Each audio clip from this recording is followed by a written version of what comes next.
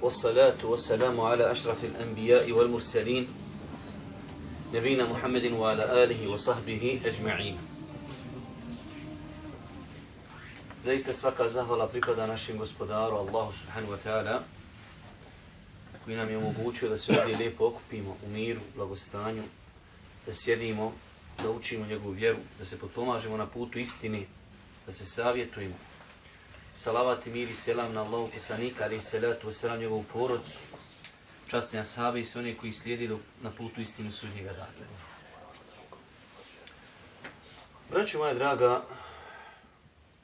ja kada sam saznao da ćemo danas imati to druženje i kada sam prilike pitao sam ove momke organizatore uvijek, jer je to po mom mišljenju obaveza daji da zna kome se obraća, pa kada sam saznao o kakvoj prilike populaciji se radi, iako uvijek može biti tu neki iznimni, hajde da kažemo, situacija, odlučio sam da govorim o jednoj temi za koju smatram da je potrebna ovoj populaciji. Jer svaka populacija ima svoju temu. Nije isto, znači, dijete podučavati koji ide u prvi razred osnovne matematici, koji ne zna još sabirati, a nije isto podučavati čovjeka koji na fakultetu. Jer taj čovjek na fakultetu odslušao je mnoge stvari. Pa smatram da danas možemo pričati o jednoj malo pod navodnim znacima ozbiljnoj i potrebnoj temi ljudima koji su već jedan duži niz godina u vjeri, praktikuju vjeru. Braćo moja draga, mi se nalazimo u jednom vremenu koje je prepuno izazova. Ti izazovi, sad kad bi mi njih počeli, hajde da kažemo, nabrajati, svako bi od nas mogu nabrojati nekih 5 ili 10 različitih izazova. Kako ekonomski, tako vjerski, kako politički, kako nacionalni, kako društveni. Znači, izazova je zaista mnogo u današnje vrijeme. I vjerujem da svako od vas te izazove djelimično i trpi u svom životu, znači praktikujući islam. Izazova je dosta mnogo. Insan koji hoće da živi danas islam, iako islam u osnovi lahak, Allah dželešanu je znači objavio vjeru da bi se ljudi, hajde da kažemo, razrahatili. I na više mjesta u Koranu Allah dželešanu govori nije propisao ljudima ništa teško. Ali danas je teško vjeru praktikovati iz razloga što vanjski uticaj djeluje na vjeru. Pa su to izazovi s kojima bi čovjek trebao da zna kako da se nosi. I braćo moja draga, najskuplje nešto što imamo je naša vjera. I čovjek bi trebao da zna u ovim teškim vremenima kako tu vjeru da sačuva. Kao što je prenešeno od šeha Albane da je rekao, nama nije naređeno da dođemo do cilja, ali je nama naređeno da budemo na putu koji vodi do cilja. Mi ne možemo reći, ja želim da uradim nešto to i to. Mi čak daje u uzoru Božjih poslanika imamo, znači, najbolji, hajde kažemo, uzor. Nama nije naređeno da tražimo rezultate, ali mi trebamo biti na pravom putu i ustrajati na tome. Pa znači, insan u ovom vremenu izazova trebao bi da pazi, ako imamo izazove, koji su se, hajde da kažemo, ujedinili i udružili da tebe odvrati od pravog puta, onda bi mi muslimani trebali da pazimo kako da sačuvamo tu žeravicu islama. Isto tako, ako pogledamo jedan svjetski trend, ja ne želim da govorim o Luksemburgu zato što tu ne živim i ne znam zaista stanje. Prvi sam put tu, da li ću još nikad doći, ne znam. Ali generalno stanje u svijetu jeste da postoji jedna jaka islamofobija. Znači generalno u svijetu. Sad može biti država neka manja, neka više, ali generalno, znači živimo u vremenu prisustva jedne velike islamofobije gdje se islam i muslimani prikazuju u jednom, generalno opet gledajući, veoma lošim svjetlu. I svakako da to muslimanima otežava život, znači po islamskim principima. Isto tako, ako pogledamo, opet sad se vratimo u sunnet Božijeg poslanika, on je živio prije 1400 godina. A nagovijestio je da će pred sudnji dan doći veoma teška vremena. Da će doći vremena smutnji, vremena izazova, vremena iskušenja, kada će se čak i učenim ljudima teško biti snaći. I vi danas kad pogledate situaciju, pogotovo kad je u pitanju, znači, hajde da kažemo, istok, veoma teška i komplikovana situacija. I ako vidite čovjeka koji veoma lako govori o situaciji, vjerujte da taj čovjek odmah u startu griješi. Toliko je teška situacija, toliko je to komplikovano, toliko je tu interesa, toliko je tu politike, toliko je tu stvari. Mi ne želimo da govorimo o tome, koliko mi želimo da govorimo da to opet čini situaciju komplikovanom. A znači ta vremena su nagovještena, će doći teška vremena do te mjere da je Božji poslanik kazao doći će vrijeme kada će biti čuvati vjeru kao čuvati žeravicu. I vi znate kako je sad, ne daj Bože, neko stavi žeravicu u ruku. Ta žeravica tebi treba da posluži da možeš od nje naložiti vatru. Ti je držiš, ona prži. Ako je baciš, najlakše je baciti. Hop, spadne dole na zemlju i ugasi se. Pa znači moraš držati, a pržite. Pa je danas, Allah najbolje zna da li ovaj hadis, da li se on odnosi na ovu vrijeme ili će doći mnogo teža vremena. Ali Allah najbolje zna, ovo su, ako ništa, počeci tih teških vremena.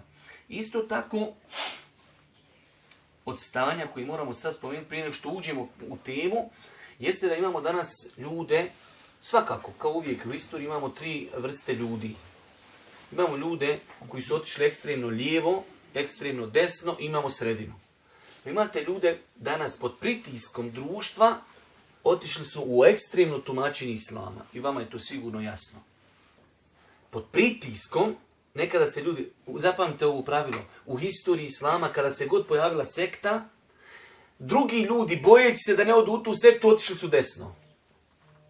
Pa uvijek imate ljude koji idu na sredini, imate ljude koji su ošli ekstremno lijevo i ekstremno desno. Pa danas imate, znači isto tako, imate ljudi koji su ošli bojeći se da ne padnu u popuštanju uvjeri, oni su ošli ekstremno desno. Tako oni, hajde da kažemo, bježi od pritiska društva, ošli su ekstremno desno. Pa se pojavio tekfir, pa se pojavilo raznorazni drugih ideologija. Imamo drugu skupinu ljudi koji su popustili pod pritiskom, pa su otišli gdje? U popuštanje. Pa šta god, pa može, vrijeme, prostor, situacija i tako dalje. I onda taj islam je ko ona vreća od krompira. Znate one vreće od krompira u Bosni što imaju? I ne valjda imaju i ovdje. One su šuplje, znači dobre su za ribarenje, ali mogu i ribe proletiti kroz nju, ali one malo veće, ako budeš sretan, one ostanu u vreći. Ali je to šuplje. Gdje god zafali, provuši sebi jednu novu rupicu i vidiš kroz nju. I imamo zlatnu sredinu, koja ima problem s ovima, ne s ovima, već generalno s pravilom, znači sa ima koji propuštaju. Imamo problem, oni imaju i sa ovima koji su ošli desno. Oni se nose sa iskušenjima, pokušavaju da ne popuste, a pokušavaju da pritisci na njih ne daju da odu u ekstremizam. I to je teško. Što je teško? Teško je zbog ove dvije skupine. Oni će ih napadat prvo. Sad oni pravi treći pritisak na njih. Oni imaju u osnovi pritisak društva. Imaju pritisak situacije i imaju pritisak s ovima. Ovi kažu, ovi žestoki kažu, što ste popustili. Ovi popuštani kaže, šta zatežite non stop. Pa što kaže naš narod, ni kud majci, ni kud divojci. Niđe.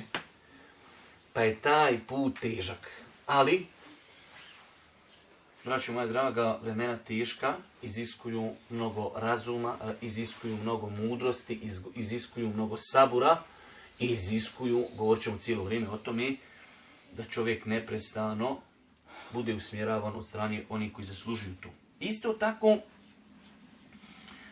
u ovim teškim vremenima, braćo moja draga, nerijetko, a ne mora znaš da je uvijek, mnogo se pažnje posvećuje u ovim teškim vremenima, pa možda je to i odgovor na one izazove vanjštini.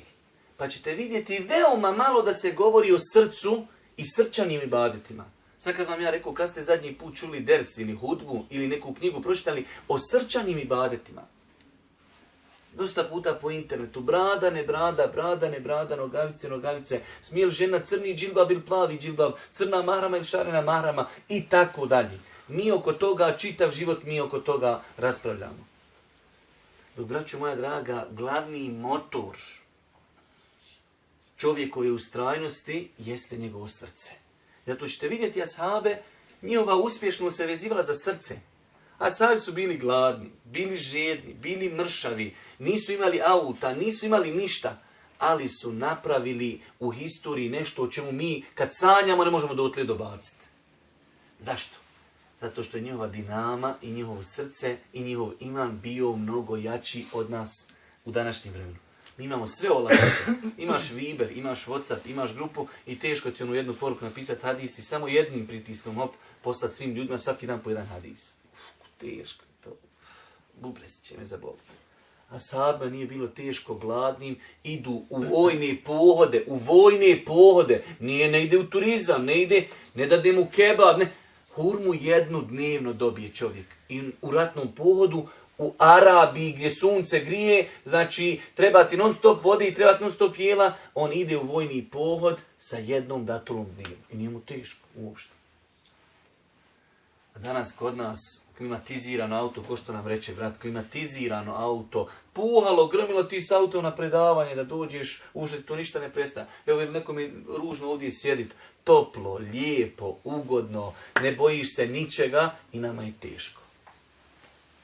Nama je teško. I zato kažem, treba govoriti u ovim vremenima o čemu? O srčanim ibadetima, o takvaluku. Treba govoriti o tevekulu, osloncu na Allaha. Ama ljudi, mi ne znamo ništa o osloncu na Allaha u praktičnom životu. Kod nas kad ima na žiro računu para, sve je u redu. Nestane para, ništa nije u redu. Jer se mi oslanjamo na karticu. Kad na kartici ima, alhamdulillah. Nema na kartici, nema. Vidiš ga sa 60 metara da mu nema ništa na kartici. On je toliko kisel da 60 metara do ga vidiš kao nema mu ništa na kartici. Ako ide otuda veseli skakuće, kaže legla je plata, sve je ok. Pa se mi oslanjamo na kartice, oslanjamo se na rođake, na prije. Imam ja, kaže, moj rođak u policiji, moj rođak u načelniku, što god mi treba, samo nazovem, završena stvar. Pa se mi vezujemo za sve osim Allah najbolje zna, veoma rijetko za Allah dželešanu. Po ovim teškim vremenima, braću moja draga, treba isforsirati tu temu, srce, odgojiti srce, jer je to nešto što će ti dati snagi da ustrajiš. I na kraju ovog jednog, ko je to malo dužeg uvoda, u islamu, braću moja, što mi ovo sve pričamo sad, ovo što smo sve ispričali, lakše bi bilo pod navodnim znacima sve ovo izbaciti i završena stvar. U islamu se djela vrednuju po završnici. Innemel a'malu bil hawatim. Vidjeli ste, i to važi i na dunjaluku u nekim, hajde da kažemo, igrama i sportom. Vidite, igra se utakmica i jedan tim vodi 1-0 od prve minute do 90. I u 90. minuti, kaže suđe, imaju 3 minute produžetka. I u 3 minute ovi dadnu 2 gola i bude 2-1. Kaže, kako bi ljudi, mi 90 minuta vodili čovječ, šta vam je? Vi sad dali 2 gola, vi bolji od nas. Jes, kaže. Što niste još ovi 3 minute izdržali i to je to.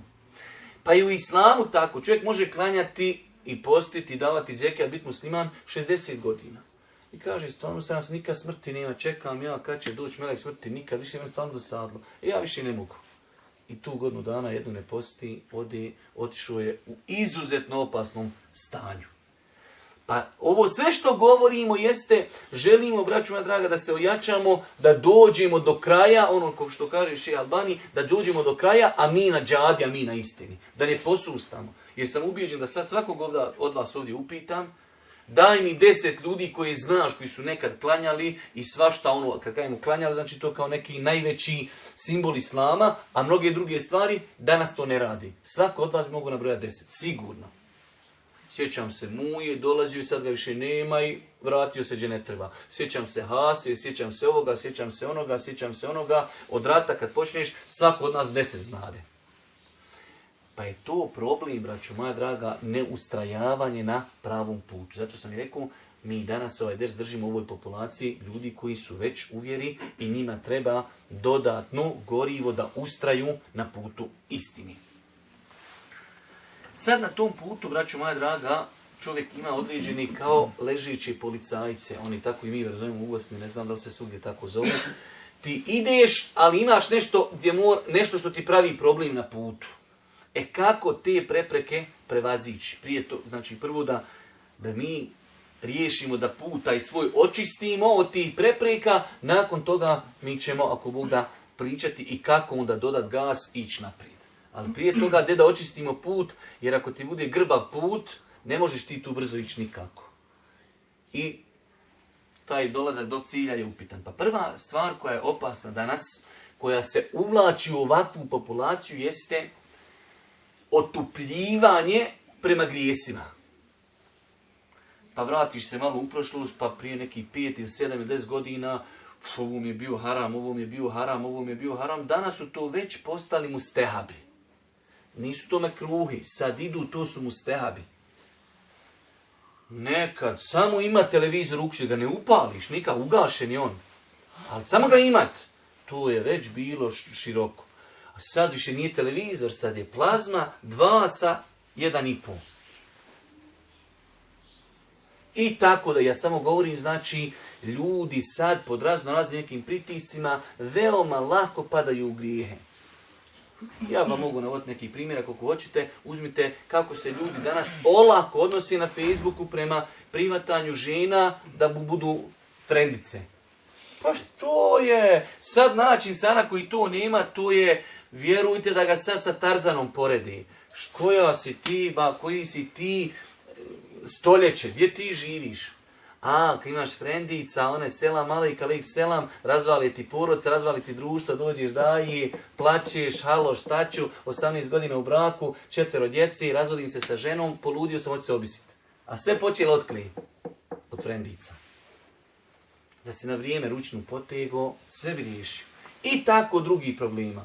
Zafalo malo novca, pa ne može drugačiji kamatni kredit, od onog dana kada ga potpišeš, sve ide niza stranu. Sve ide niza stranu. Kako neće ići kad valja ratovat protiv Allaha dželešanu? Pa su znači olakšice prema grijesima, to je otvoreno, bez ikakvih pravila. Isto tako, danas ovo vrijeme je odjedan od ti ležići policajci, su strasti.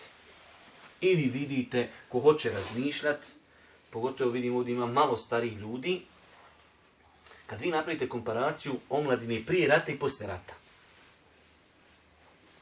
Prije je djevojka znala biti 16, 17, 18, 20 godina, ona još ona je u sumnji je li muško ili žensko, ona još ne zna je li žensko ili muško. Hoće li se ona udavati ili će se ženiti? Sad od 12 godina žensko dijete. Koji? Samo kad ide cestom ti vidiš da ona se ponaša, da ona kopira žene, punoljetne žene. I njen mobitel, i njena priča, i njeno ponašanje, i odiš na profil od djeci, to su djeca. Ali to je katastrofa. Znači, strasti, neko ciljano radi. Čak sam jednom čitao jedan tekst na internetu koji znako malo izgleda malo vulgarno, ali je tačan. Zove se seksualizacija djevojčica. Vi sad, sjećate se prije kad gledate crtani film, sad su svi crtići, djevojčice, otkriven stomak, bretelice, sve su u mini suknjicama. To ispire mozak djeci. Pa danas strasti su kao nikad, znači, rasplamsani. Čak i kod stari neki kvrga i mrga, oni su zapaljeni. Ti kad nekoj našoj staroj, on bolan već većina zubi su mu socijalni, nosi aparat, uši već oslabile, oči već ne, ali kad mu kažeš druga, on nema. On bi aparatić odmah bacio, gotovo je.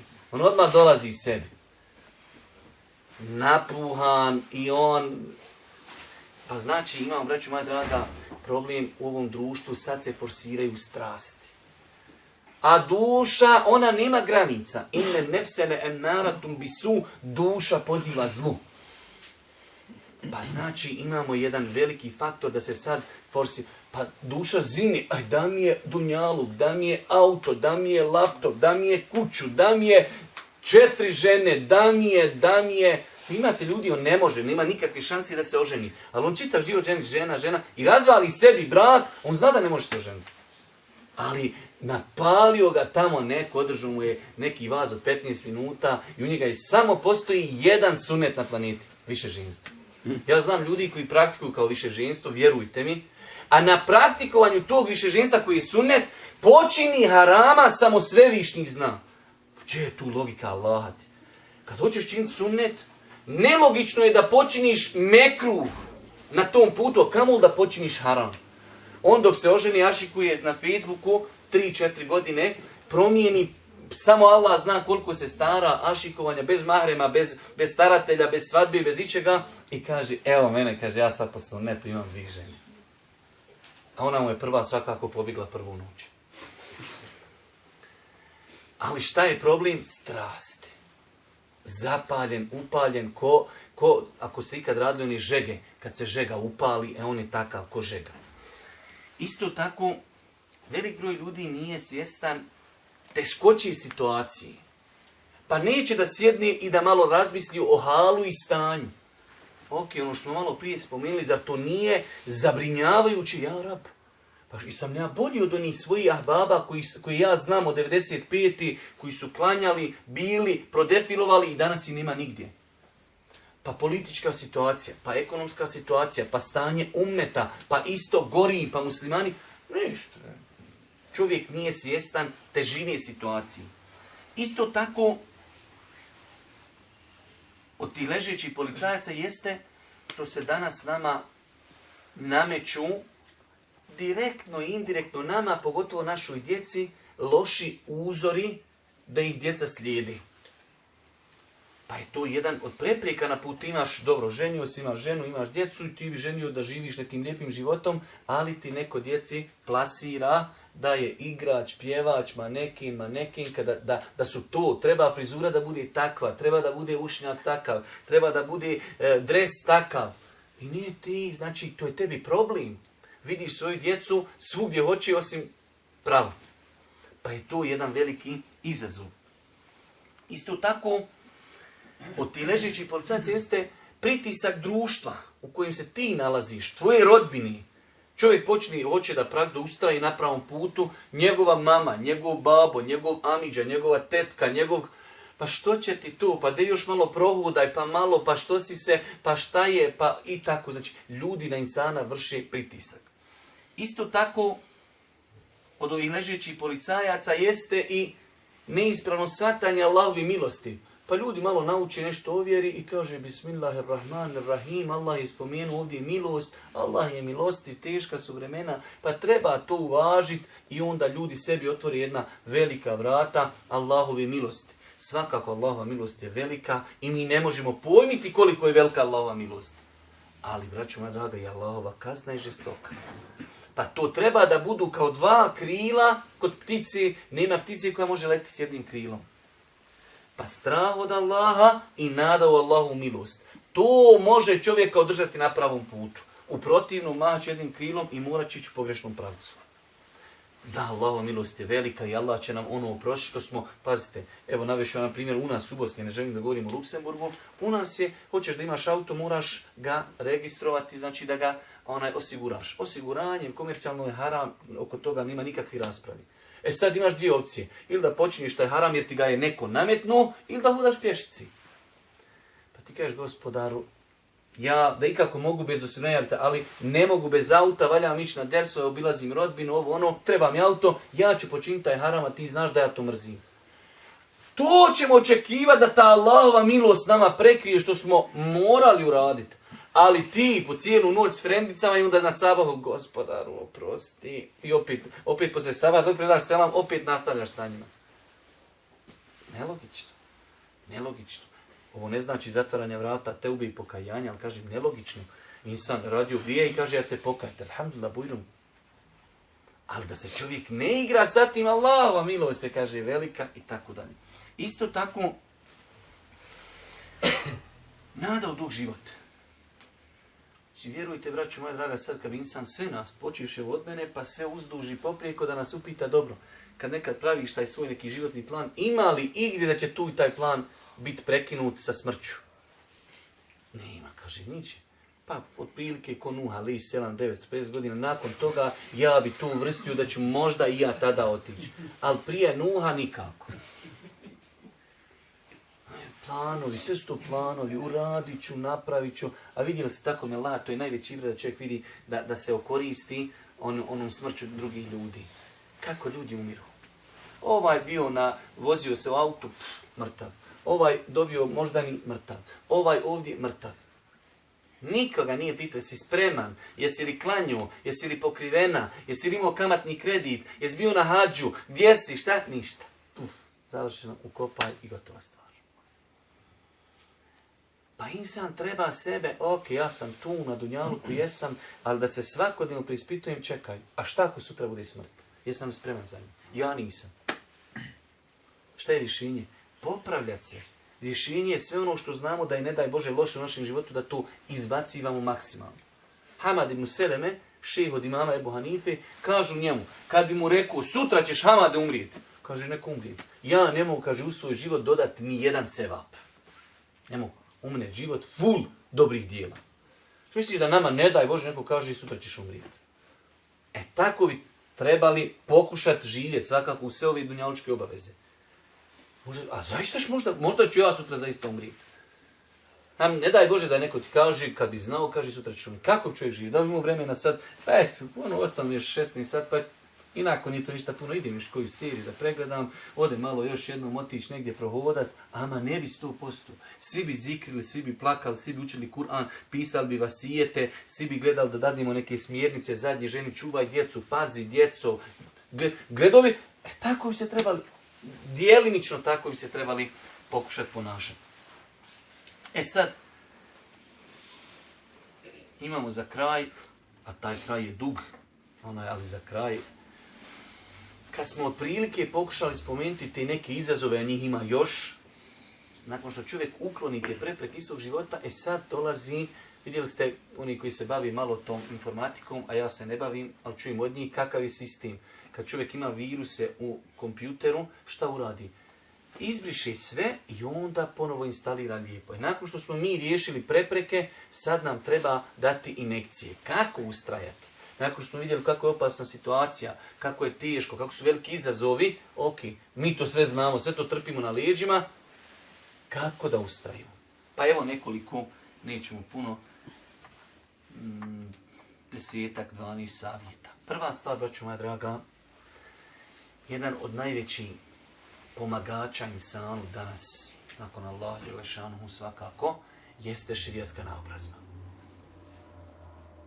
Da čovjek ima vrijeme u kojem se obrazuje. Ok, ja potpuno vas razumijem, zapad je sistem, ok, zaista, ali mora biti period kad preslušam jedan ders, kad imam neko vrijeme na 10-15 minuta da pročitam neku novu knjigu, da nekog daija ili braći imaš iskustvo sa nekim knjigama o odgoju djeci, o jačanju imana, i tako dalje. I sirije životopisa Božih poslanika, i sunneta, i tako dalje. Pa mora, braćo moja draga, biti vremena za naobrazbu. O tome bi mogli govoriti nadugo i naširoko, ali poenta je da je šerijatsko znanje. Ti sutra kad nešto vidiš, to šerijatsko znanje te čuva. Ono ti je ko neki štit. Znaš gdje smiješ, znaš gdje ne smiješ. Ako ovdje smijem, znam dokle smijem. Gdje je granica? Jer je to znanje definisano. Ako nešto ne smijem, znam gdje je granica, koliko ne smijem. Pa znači, braćo moja draga, moramo odvojiti vremena da se obrazujemo.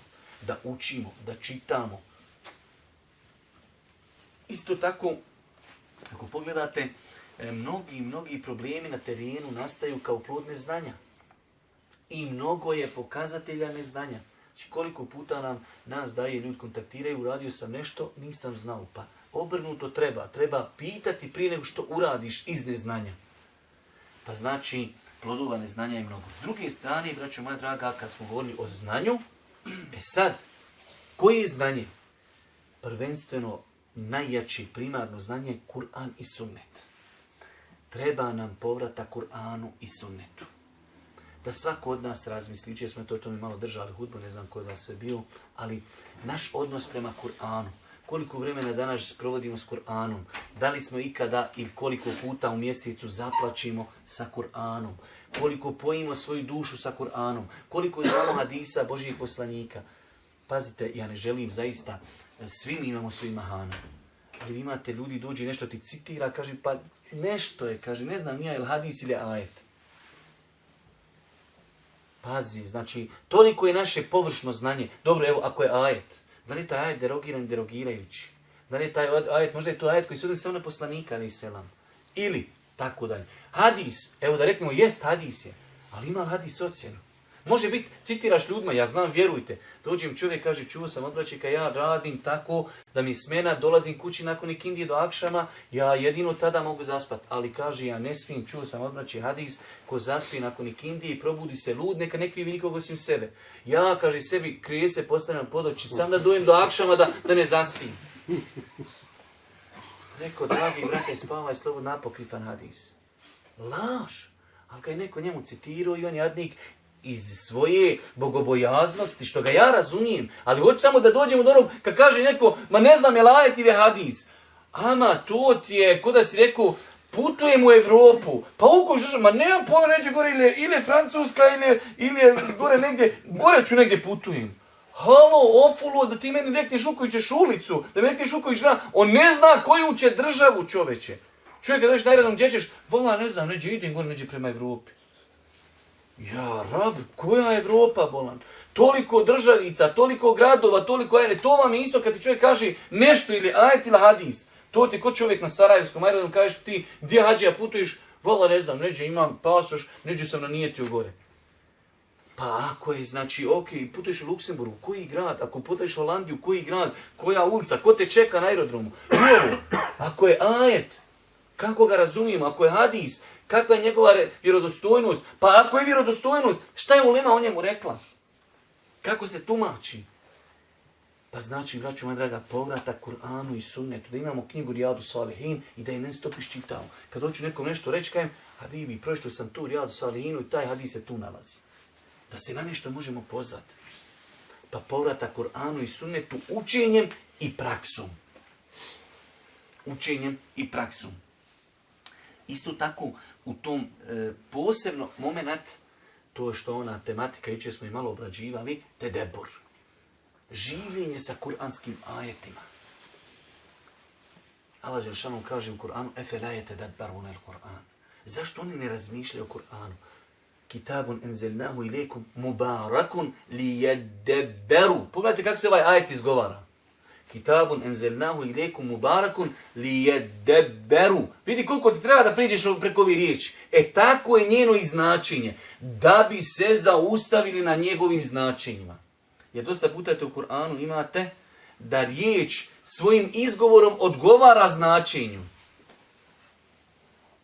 Kaže, ma lekum idha qile lekum unfiru fi sabilillahi ithaqaltum.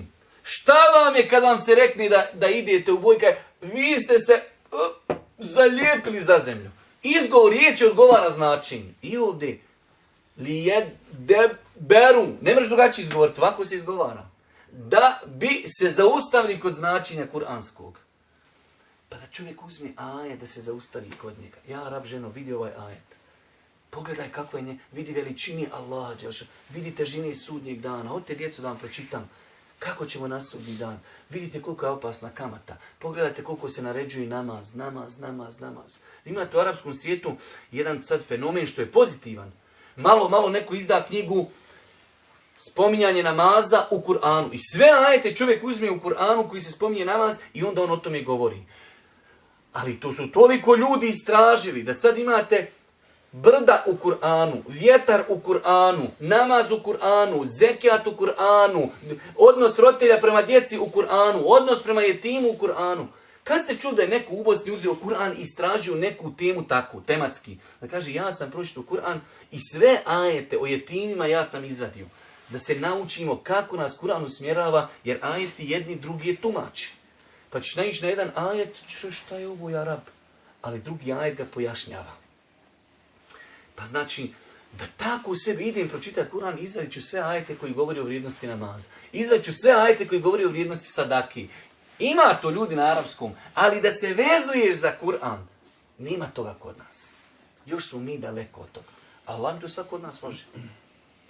I znate ona knjižica, vjerujem da je svako od nas vidio, onaj namaz u islamu, što je pisao onaj brat naš dole iz Beča, čovjek nije šerijetski obrazovan. Uzeo samo bosanske knjige, ono nije šerijetski obrazovan, da koliko znam nije završio fakultet, ali uzeo sve što ima bosanskih knjiga, bar tada što je bilo, iz tih knjiga uzeo ajete, hadise i napisao knjigu o namazu. I ta knjiga je možda jedna od najštampanijih knjiga na bosanskom jeziku o namazu. Čovjek sjeo sa svojom hanumom, to priredio i Allah je dao u toj knjizi Beričet, ja ne znam knjige na bosanskom jeziku da je se toliko štampala, veliki format, mali format, džaba se dijelila, prodavala se, ljudi uplaći, nema gdje je nema više. Ali čovjek, znači, ajde da kažemo, pod nami, znači, obični naš brat uradio je to. Pa znači, braću moja draga, vezivanje za Kur'an, življenje sa Kur'anom, razmišljanje o značenju, ponavljanje jednog ajeta i tako dalje. Isto tako, družiti se sa Kur'anom, a i mimo toga, u ovim teškim vremenima nam je, braću moja draga, možda je ovo trebalo staviti na broj 1. Istinska spoznaje Allaha. Dosta puta kada vidite da se insan olako odnosi prema grijesima, jedini kod njega je problem što još nije spoznao Allaha dželešanu. Što nije spoznao veličinu svoga gospodara. Zato su govorili selefi, nemoj, kaže, gledat tu veličinu grijeha, već gledaju veličinu onoga kome si nepokoran. Jučer smo malo pokušali, a tu treba vremena i treba struki. Uzmite tako malo, otište na internet, pokušajte malo čitati o kosmosu. Pokušajte čitati malo o galaksijama. Pokušajte, znači slušajte malo i onda sebi skontaj kolišni sam ja,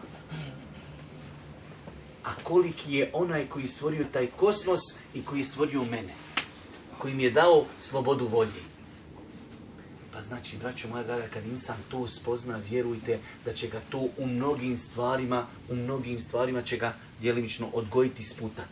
Hoćeš urati neku stvar, ja rab, kako smijem, kako mogu. Allah sve vidi, Allah sve zna, Allah sve čuje. Ja sam to navodio na dersu i ne volio da vam ponavljam, možda je neko gledao, možda je neko nije, ali da se preispitaš. Danas si došao u kući i hoćeš nešto uraditi loše, bil tu uradio da sjedi pored tebe ovaj brat? Pa kako ću, ne može. Pa dobro, ja rab, jer tu se ja stidim nekog brata više nego Allah, pa zar me Allah ne vidi non stop? Može doći moment gafleta, pa čovjek u nemar uradi, grije šetan, ga bocni i on se začes vrati. Ali da to bude moja praksa, svaku noć sam u istom grijehu i svaku noć me Allah vidi, šta tu nedostaje? Ama Allaha mi nedostaje spoznaje Allaha dželešanu. Ništa više. Pa učeći ajete da se zaustavimo. Na koliko mjesta imate Wallahu ala kulli šejin kadir. Allah je sve mogući. Allah je sve mogući. Može li naš mozak i razum razumjeti šta znači sve mogući? Allah sve vidi, Allah sve čuje i tako dalje. Isto tako, braću moja draga, u ovim vremenima jedna od jakih oružja, tako mi Allaha, možda i jedno od najjačih, što više dovi. Što više slasti u dovi. Na seždu, padni na seždu, plači svom gospodaru, da mu pokažeš koliko si ti njega potreban. Zamisli da imaš neku potrebu za nekim insanom, pa ti kažu, slušaj, on ti je jedina opcija, on te može jedini spasiti. Ti dođeš, ma plači, stani, moli. Tako naš odnos prema Allahu. Jedino nas on može spasiti. On je stvoritelj zemlje, on je stvoritelj nebesa, on uvodi u džennet, on daje uputu. Kome se onda treba obraćati? Samo njemu. Ali blago se onome ko osjeti slast dovi. Da mu dova bude najslađi ibadet. Imate selefa koji su govorili, znam imat neku potrebu. Pa dovim Allahu dželešanu do te mjeri osjetim slast da poželim Gospodar, nemoj mi se odazvati to mi. Jer ako mi se odazoveš, ja ću prestati doviti. Koliko osjeti slast u dovi. U tom jecanju, u tom plakanju, tu nema ništa slađe da nekom je, uvijek se čovjek želi pokazati drugima kao savršen, kao jak, a tu pokazuješ koliko si slab. I osjećaš slast da pokažeš gospodaru koliko si potreban njega. Pa dova, ja mu kalbel kolub, vol absar, thebit kalbi ala dinik, gospodaru moj, ova teška vremena, ne može me niko učvrstiti osim ti, gospodaru učvrsti me, gospodaru ti si me počastio uputom, gospodaru učini da umrem na haku, učini da omrzni mi grijehe, olakšaj mi i daj da volim dobra djela. Plači. Men jehdihillahu fahuwal muhtad. Onaj koga Allah uputi, on je upućen. Koga Allah ostavi u dalaletu, ne može ga niko uputiti. Može ti daija pojašnjavati, možeš čitati knjige, ali ako ti Allah ne dadne uputu, a ako ti je dao, dobro je čuvaj. Nažalost, živimo u vremenu kada Allah počasti neke Bošnjake u dalekoj Bosni, u dalekom Luksemburgu i onda se čovjek počne igrati sa grijesima, kockajući se sa svojom uputom. Ja, rab, nemojte se igrati s uputom. Nema prodavnice gdje možeš kupiti uputu. Nema tako mi Allah. Da dadneš sav Luksemburg, da dadneš svu Bosnu, ne možeš kupiti uputu. Da se svi ljudi na planeti sakupi. Poslanik je bio poslanik, došao na smrtnoj postelji svome amidži, nije ga mogao uputiti. Poslanik ga nije mogao uputiti. Ako ti Allah dao uputu, nemoj se igrati sa njom. Budi zahvalan Allahu što te uputio. Isto tako, pazite se s kime se družite. Ova teška vremena. Ostavite se virtualnog društva za kojeg ne znaš koje i šta je. I bilo gdje drugo. I virtualno i stvarno. Isto tako, džemat. Ne može pojedinac, kad dođete na onaj nivo da kažeš neću više u džemat, ima tamo haso je ovakav, zapamti da je te šetan pobjedio. Ja ne znam o vašem džematu ništa, danas sam tu prvi put i ne znam hoću li ikad doći, ali generalno govorim, braćo. Uvijek ovo mi je drago kada vidim Bošnjake i ostale muslimane da imaju, da se organizuju. Džemat. Jednom sedmično da dođeš na jedan namaz, to je hajr. Ali nemoj da kažeš neću u džemat. U džematu si jači. U džematu si bolji. Pa ćeš pristati nekom dersu, pa ćeš čuti neki hadis, pa ćeš sjesti sa svojom braćom, pa ćeš popiti kavu. Uglavnom jači si. Kad si sam, očekuj da te vuk pojedi. I onog momenta zapamti danas, kad ti šetan dođe i kaže, ma znaš šta je, tamo u džematu posvađali se, šura, nisu se mogli dogovoriti, ovaj nešto. Onog momenta kad rekneš, nećeš ići u džemat, tada šetan aplaudira, kaže, evo ga, pobjedio sam ga. Samo za džemat. Bez obzira. Ima grešaka u džematu, ovaj pogriješio, ovaj zagalamio, neke, 100 puta neke u džemat. Vjerujte, držite se džemata. Dok je insan u džematu, dok se drži džemata, uhajruje. Onog momenta kada se osami, vjerujte da je postao ovca koju vuk jedva čeka da pojedi. Isto tako, da čovjek pokuša na bilo koji način da bude aktivan. Evo u džematu sam. Mogu li ja preuzeti na se ovo, ja ću svaki sedmice usisat mesečit. Uzmi bilo kakvu aktivnost. Ali da imaš nešto što ljudi sutra kad tebe ne vide će reći, gdje je Haso, nije čist mesečit. Nametni sebi neku kako se zove? Imamo Haso ovdje. I on sisaje nešto. Ono nek sisaje. Vjerujte, znači da insan ima nešto. Bilo što danas je tako mi Allah tako olakšano. Svojoj rodbini je ti teško u 3-4 dana poslati neku poruku. Draga moja rodbino, evo šta je poslanik rekao, evo jedan kuranski ajet, evo lijepo predavanje, poslušajte. Mi dosta puta prema ljudima imamo predrasudu, ne želimo pokušati. Ma ne, kaže, neće on. Ama i ti si bio prije 10 godina u njegovoj istoj koži, pa te Allah počastio. Pošalji mu neki videoklip, pošalji mu neki ajet, pošalji mu nešto što govori o kosmosu, pošalji mu... Šta je problem? Besplatno. Ali, braćo moja draga, to insana jača kad ti koristiš drugima. Zato Božji poslanik i kaže hajrun nasi enferuhum lin nas. Najbolji ljudi su oni koji najviše koriste narodu. Pokušaj bilo kako da koristiš. Čuo si negdje dole u Bosni neki komšija, ima problem. Haj braćo, bil mogli kako savjerujem 50 eura da mu pomognemo. Ima neka studentica, imamo ovdje neki problem. Ali budi aktivan. Vjerujte onog momenta isto kad kažeš nemojte mene ništa. Evo ja sam to, nemojte me ništa. To je već si pred ispadanjem. Nametni sebi, daj sebi neku obavezu. Vjerujte da je to puno korisno. Ta obaveza tebe čuva. Ta obaveza, vjeruj, tebe čuva. A pokušajte nešto da radite od dijela čija korist je prijelaznog karaktera. Nemoj samo, znači, zašto je u islamu ovaj hadis izrečen? Najbolji ljudi su oni koji najviše koriste drugim ljudima. Pa su u islamu dijela čija korist je prijelazna bolja od dijela, znači koja korist samo tebi. Staneš i klanjaš 2 sata noćni namaz. To je ekstra. Ali je bolje 2 sata doći ovdje u džemat, usisat, uradit, one knjige složit, možda djecu podučit nekom harfu ili ne znam već šta čovjek sve može uraditi od hajra. Jer je korist onog ibadeta samo tebi. Ali kad dođeš ovdje radiš nešto što je korist džemata. Isto tako, maksimalno se truditi da čovjek bude kako na pojedinačnom nivou, tako i na džematskom nivou, da ima nekog koga usmjerava od učenih ljudi. Braćo moja draga, ovo zapamtite danas. onaj insan, ona džemat, ona grupa koja nema učenog čovjeka, pitanje dana kad će skrenuti, lijevo ili desno. Mora biti neko ko će nadgledati, neko ko će nadzirati, neko ko će usmjeravati. Dobro, ne možemo fizički, ne ima možda čovjek koji je završio fakultet ili ovojno, ok, riješit ćemo. Hoćemo da imamo sastanak sa nekim dajom jednom mjesečno preko Skype-a, da nam dođe jednom u 3 mjeseca, da nas vidi. Mora se naći rješenje i završena stvar. Nema tu, kad nešto mora, odmah se iznađe rješenje. Ali kad kažeš, nama ne treba, zaista ovako sve fino ide, ok, ne treba, pitanje dana kad će tu puknuti.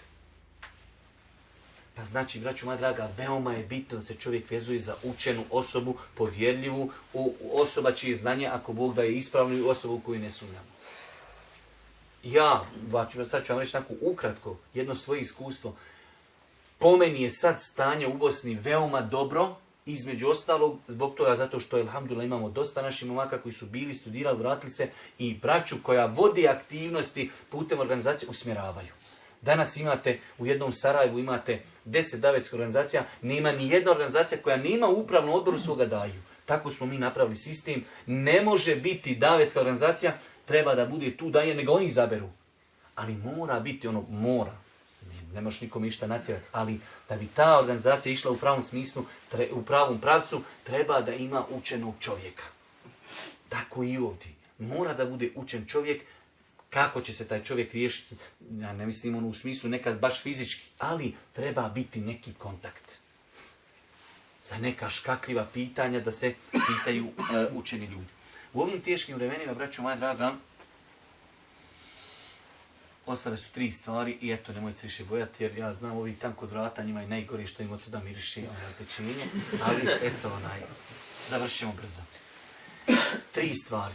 Prvo, čuvajte se u današnje vremenu 2 ljudska organa.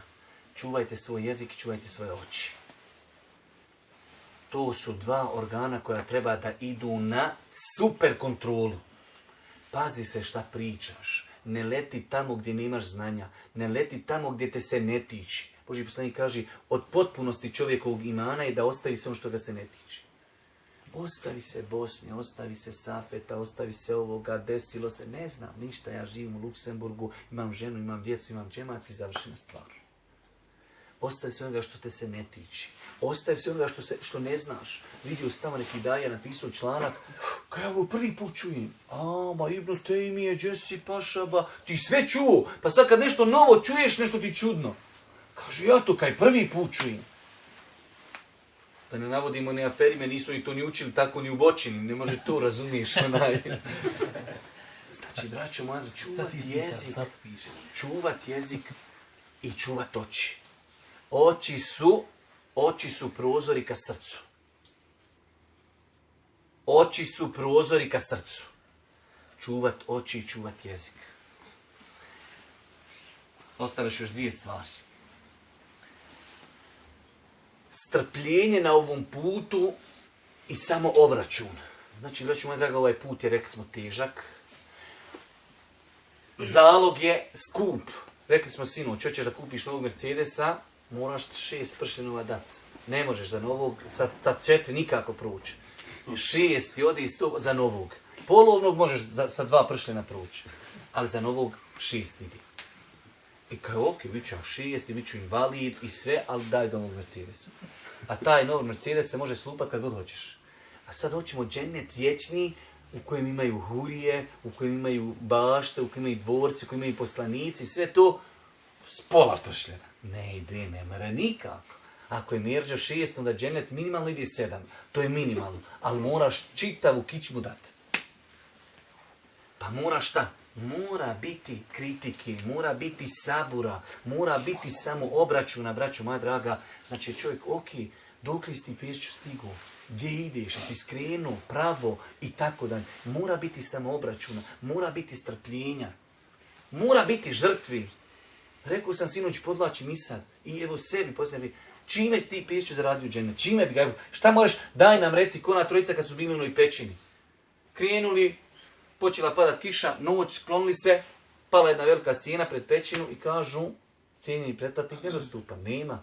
Ne može skloniti niko pećinu. Kaže jedan od njih, svako od nas dobro djelo jedno da gospodaru spomini, pa će to gospodar skloniti. Kako mi dobro djelo imamo kad sutra budeš ti u toj pećini nekoj, da kažeš gospodar, ja sam to uradio i znam da je to rad tebe. Nešto, pazi, da neki čovjek kaže, ja klanjam ovom pašat, klanjamo svi, daj nam nešto krupno, nešto dobro. Kad dođeš ovdje da imaš ti jedini Mercedes, ja jedini imam novog Mercedes. Tako ću, daj nam neko djelo koji niko ne radi. I još da rekniš, gospodar, jer ona se trojica ljudi kažu, gospodaru, ako znaš da sam to uradio rad tebe, nek se kamen pomjeri. Jer mi imamo jedan veliki problem u kojem smo govorili na početku, srce. Braćo moja, mi smo to toliko zanemarili. Malo prije smo govorili o tome, ljudi ode čovjek na hadž, temelj islama i kod Kjabe, cijeli dan sam šta radi, samo se slika. Cijeli dan ljudi u ibade kaže, da me uslikaj, sad ću ja dojeti, da me uslikaj. Dedak, sad ću na namaz, da me uslikaj. A je li ostalo išta za Allaha, Đelešanu? Sve je uslikano. Miči prstom, slikaj me, požuri dok sam u zaletu. Ja rab. Da ne govorim da ljudi i veći možda ibadete, šminkaju se i glume i slikaju se i tako dalje. Allah poslanik kaže, trojica ljudi koji će prvi u džehennem, prvi, to sa'aru bihimun nar, prvi odoši. Muđahid na Allahovom putu, hafiz Kur'ana, alim i po rivajetu čovjek koji udjeljivo svoj metak. Halo, vidi 4 djela, veoma krupna, prvi. Mi o tome ljudi još nikad ne pričamo. Daj čovjeka da radi, čoveče. Poslije ćeš mu tek instalirati to kako će i šta će. Pa znači treba strpljenja. Šta smo mi to krupno pripremili? Kažeš gospodaru, ja sam to i to uradio za dženneta. Znači treba strpljenja, treba sabora, treba iskrenost. I za kraj, braćo moja draga, čuvati se grijeha. Jedna od velikih pošasti našeg vremena jeste grijesi. Mi imamo problem što nas društvo bombarduje grijesima, ali mi imamo drugi problem što mi otvorimo vrata tim grijesima. Ono što ne možeš izbjeći. Moraš proći kroz neku ulicu gdje ima puno pješaka, pa ima puno žena. To Allah te duži koliko možeš. La yukellifullahu nefsen illa wusa. Allah te ne duži mimo tvoje mogućnosti. Obori pogled, bismillah i to je to. Ali, braćo, mi imamo danas toliko grijeha koji su dobrovoljni, koji mi činimo bez da nam ih je neko nametnuo. A jučer sam spominjao na hadis. Božji poslanik kad navodi primjer srca koji je puno grijeha, kaže kel kuz el muđahije, kao prevrnuta čaša. Uzmiš, prevrniš čašu i onda vodi kako ovo ja već prosu 3 bokala, ništa, prazna čaša. Ne može okrenuta naopako. Ne može do nje doći hak, ne može do nje doći istina. Zato je poslanik rekao, ljudsko srce kad se uradi grijeh, na njega se stavi tačka. Pa kaže, ako se pokaje, kaže, ono se ispolira. Alhamdulillah, pa se može ispolirati. Kaže, ako se ne pokaje, tačka, kaže, pocrni. Pa ne vidi istinu od neistine. Pa je citirano na kuranski ajeti suri El Mutafifin, Kella bel rane ala kulubima kanu iksimun. Ono što su radili, prekrilo je njihova srca. Prekriveno srce dalaletom. Dođeš bratu kojeg znaš do juče da je klanjao, kaže, brate, pa tu je haram. Ko da si mu rekao mustahab. Zašto? Pocrnilo mu srce. Čuvajte se grijeha. Molim Allah da nas očiste na putu istini. Molim da subhanahu wa ta'ala da bude milostiv na sudnjem danu. Molim da subhanahu wa ta'ala da pomogne našim braćim muslimanima gdje god im je potrebna pomoć. I na kraju subhanaka Allahumma wa bihamdike. Ešhedu in la ilaha illa anta astaghfiruke wa etubu ilejk.